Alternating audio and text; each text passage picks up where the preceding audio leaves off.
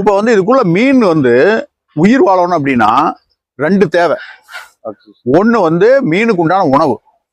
அந்த உணவு பாருங்க, ஒரு பறன் வச்சிருக்கேன், அதுல கோழி விட்டுருக்கேன்.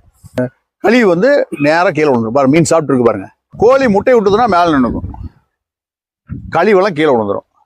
அந்த கழிவை மீன் சாப்பிடும். இப்போ இதுல வந்து 5 அடி ஆழம், 5 to 5 அடி ஆழம் தண்ணி நிக்குது. காங்கிரீட் தொட்டி, கீழே காங்கிரீட் தான் போட்டிருக்கேன். ஆனா அந்த காங்கிரீட்ல மேல 1 அடிக்கு மண்ணு கொட்டி வச்சிருக்கேன். இப்போ இந்த மீன் வந்து எல்லாத்தையும் சாப்பிடாது. இந்த எக்ஸஸா வர கோழி கழிவு இருக்குது பாத்தீங்களா, அது பூரா அந்த மண்ணில் பட்டு மக்கிரும் அப்படியே.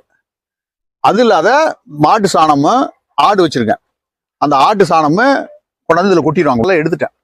இப்போ வந்து இந்த மீன் வந்து யூரின் போகுங்க, நல்லா கவனத்தை வச்சுக்குவாங்க. இதான் இந்த பாயிண்ட் தான் நீங்க நோட் பண்ணணும். மீன் வந்து யூரின் போகும், அந்த யூரின்ல அம்மோனியா இருக்கும்.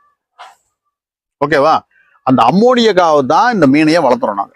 நீங்க வந்து இப்ப பயன்படுத்திட்டீங்களா யூரியா, காட்டுக்கு பண்றீங்களா இனார்கானிக், அந்த யூரியா எப்படி தயாரிக்காங்கன்னு கேட்டீங்கன்னா, அதுக்கு ரா மெட்டீரியல் அம்மோனியம் கேஸ் தான்.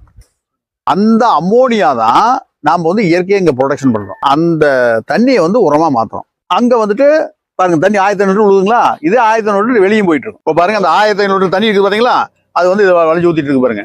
ஏரேஷன் உள்ள போறதுனால என்னன்னு கேட்டீங்க அப்படின்னா, அந்த அம்மோனியா வந்து நைட்ரேட்டா கன்வெர்ட் ஆயிரும்.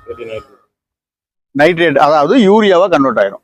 இப்போ இதுல வந்து நாங்க வந்து பஞ்சகாவியா, மீன் அமிலம், ஈயம் கரைசல், இந்த 3ஐயும் ஒரு நாள் விட்டு ஒரு நாள் ஆட் பண்ணுவோம் இதுல. ஓகேங்களா?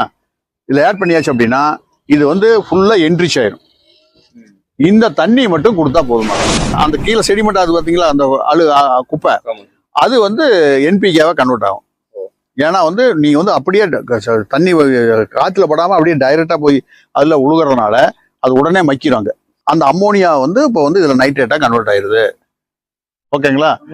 ஆமா, இது உரமாயிருது. அதாவது இப்ப லிக்விட் ஃபெர்டிலைசர் ரெடி. இதுதான் வந்து அடுத்த டேங்க் அங்க இருக்கு, அதை உங்களுக்கு காட்டுறேன். அப்புறம் அது பழைய கிணறு வச்சிருக்கேன், அந்த கிணத்துக்குள்ள போய் விழுந்துரும். அங்கிருந்து நேரம் பம்ப் பண்ணிடுறோம். அவ்வளவுதாங்க.